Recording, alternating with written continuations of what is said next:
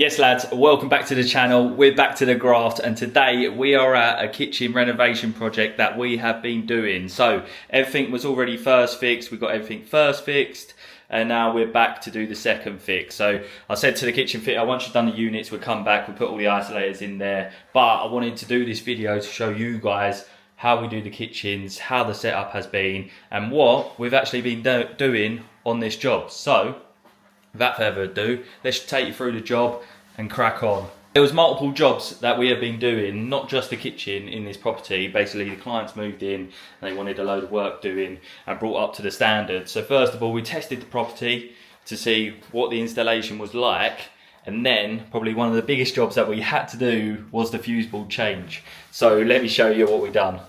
So this is the new fuse board that we have put in, fuse box RCBO fuse board. What they had before was a plastic RCD single module main switch up in that corner there, but we've used a whisker relocation box to relocate down there because as you can see, the ceiling, having the fuse board there was just not accessible and it was an absolute nightmare. I don't know how someone done it in the past, whether they built the stairs on top of the fuse board, surely not, but yeah, so we moved that, we've moved all the isolators, put all the trunking in, and we put a brand new fuse board in, SPD, a couple of spare ways, new meter tails.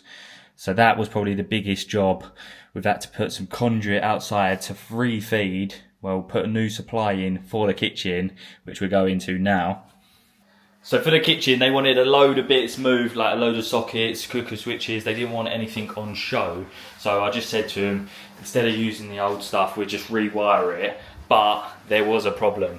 So basically, it was concrete floor, so no access underneath the floor. And then upstairs, they literally already had the carpet done, like 2 days prior of me coming here. So there was no access through the floor above. So what we've done is, we've done a bit of conduit outside to feed the new supplier for the hob, because they're having a hob and a separate oven, so we wanted to put in a new supplier so they're all covered and they've got plenty of power there. This is the snazzy bit of conduit we done, so that is the other side of the fuse board. So we come down, we wanted to keep it on the black brick, and then we just come along, bend, and then we are into the kitchen there. Unfortunately, it was the only possible way, but it didn't turn out too bad with the conduit. We've got some nice bends to keep it on the nice black brickwork, and now we're into the kitchen area. So kitchen area, all these spots, so these were the old spot holes, all these spots were just out of line, just mix and match, just put wherever. So what we've done is we got 4 new spotlights and then we cut them all in lines, and they actually looked half decent and all straight, not mix and match, because they're having a brand new kitchen. They wanted all the lights to be done as well. So we've done them. We've also done some more spotlights here. We put in a heat alarm up there so it covers the kitchen area.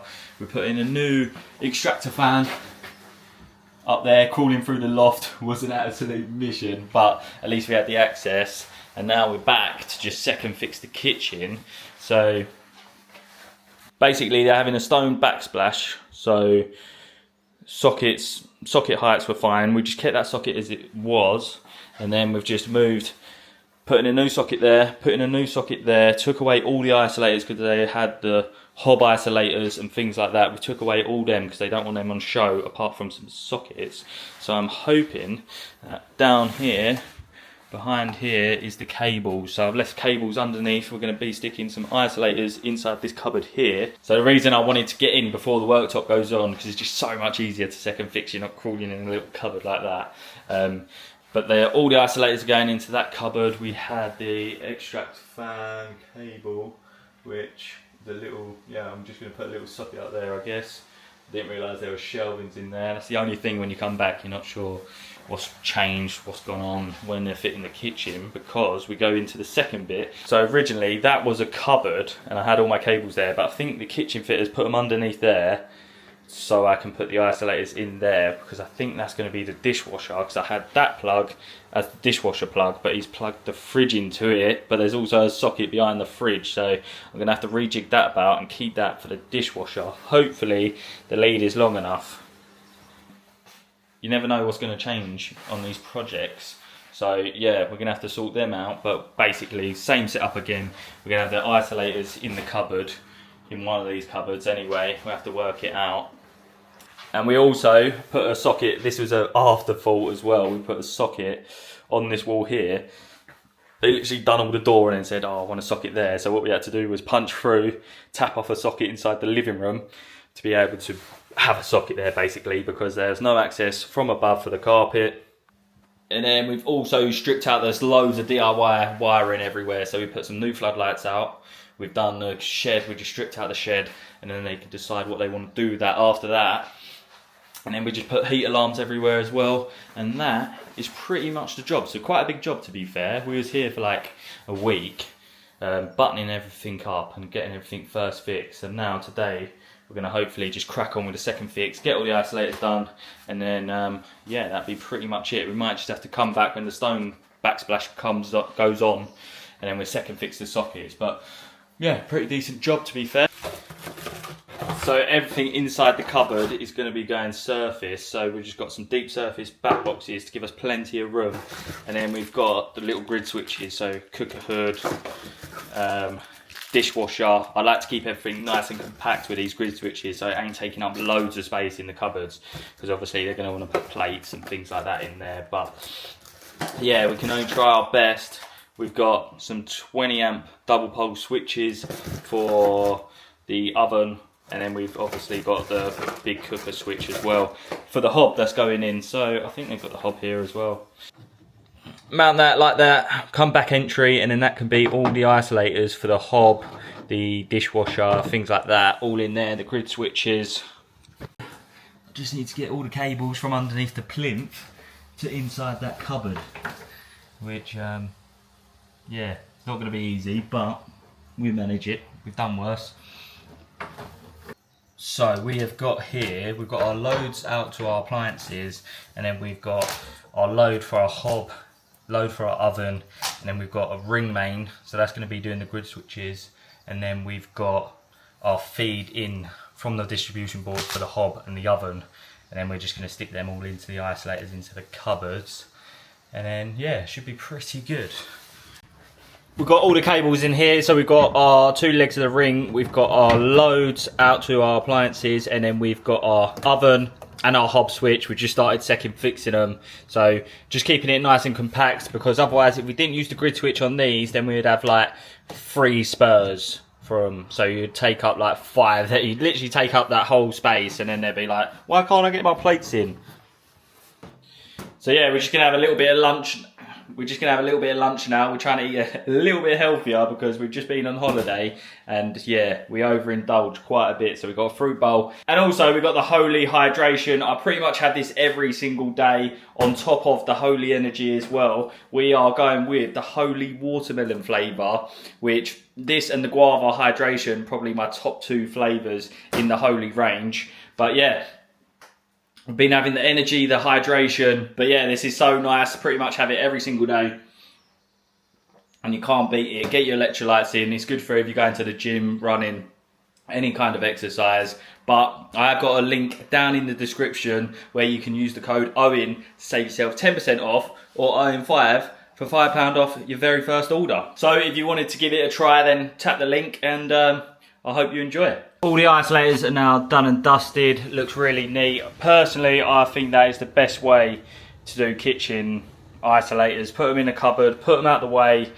because no one wants to spend thousands on a kitchen and then you've got isolator, isolator, isolator, spur, all on the worktop. Like, just put them out the way, either in a surface box or cut them into the back. Dry liners, even better, but yeah, that is definitely the way to do the isolators for the kitchen. Now we've got a bit of messing about to do. Kitchen fitters, put a hole up there, put our cable there. So we just need to get the extract cable up there, and then we're going to put a spur there, and also the hob and the oven. So wiring up the oven, pretty easy job. And then we're going to go into the utility area and then have a sort out in here, because he's moved the cables. I think what's happened is the sink and the dishwasher, they've swapped over places from the drawing. So yeah, we're going to have a little think about what we're going to do there. We'll probably just have to put the isolators underneath the sink. It's not ideal, but what choice do we have, unfortunately? There's no other places to put them. And then that will be pretty much the kitchen wrapped up. I think I'm going to have to switch around the breaker because the hob, they never told me which hob they were getting, and they've got the hob and it's got a plug top, and I'll put it on a 40 amp breaker. So I think I'm just going to change that to a 16 or a 20 amp breaker inside the fuse board. And then that'll be the final job done and dusted. Also whacked out these little electric screwdriver that I had in the van. I think I just got off TikTok shop, but yeah, my back was absolutely killing me, just bending over trying to second fix them isolators. So got this electric screwdriver. So lazy, ain't it? Absolutely so lazy. Right, where are we up to now? So we finished the extract. We just put a blank plate on that and then wagoed it through, because obviously we've got the extract switch inside the cupboard. We have swapped over the hob for a single socket. I'm going to switch that over in the board. The oven, we put the flex plate on, we've wired that. So they are both now done, tight, ready to go once the hob goes in and once the worktop goes in. Now we're going to have a little focus on this and see what's best. I'm really annoyed that they've switched around because that was set up ready to go. But yeah, I don't know. I think I'm just going to have to put them on the back there somewhere. It's not ideal. And now I've got to pull this bloody fridge out. I don't think he's fixed it though, for that reason. Let's ring the kitchen fitter, because I feel like there would be a reason to why he didn't plug it in to the back there, because the socket was there. So we're just going to ring him and see what he's saying.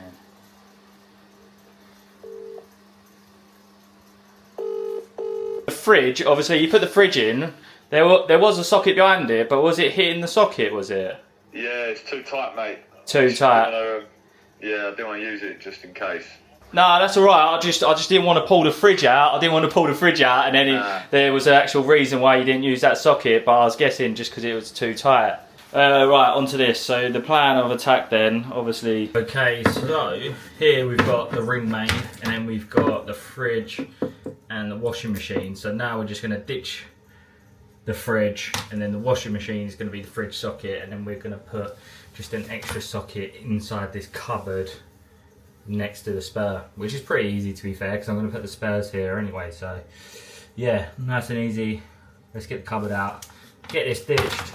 Sometimes you got to adapt and overcome because things change, and it is what it is in the trade. So yeah, but no problems, just solutions. You know how it is, boys. This is how the other kitchens ended. Not too bad actually. So this is the fridge socket, and then this is going to be the socket for the washing machine next door. So they'll just be able to just drill through there and plug straight into that socket there.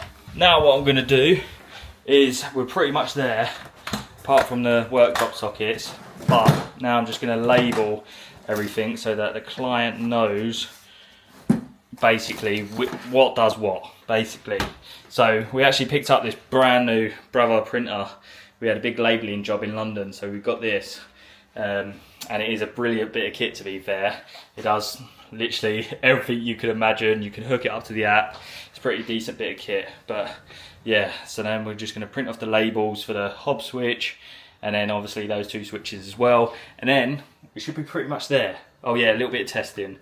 Popped on there the labels, so you got your oven, hob, and then obviously these ones are already engraved for them. And now we've got the power back on, and that is going to wrap up the second fix of this kitchen. We've obviously got to come back and do the sockets once they decide which sockets they want, but other than that, we are pretty much there. Tested everything, got everything into the iPad, and that is job done. So I'm going to wrap the video up there. Hope you've enjoyed the second fix kitchen video, and just walking you through how we do the kitchens, and I think is the best way of doing the kitchens. So if you haven't already, hit the subscribe button, hit the like button, drop a comment down below, and I'll catch you guys on the next one. Stay grafting, lads.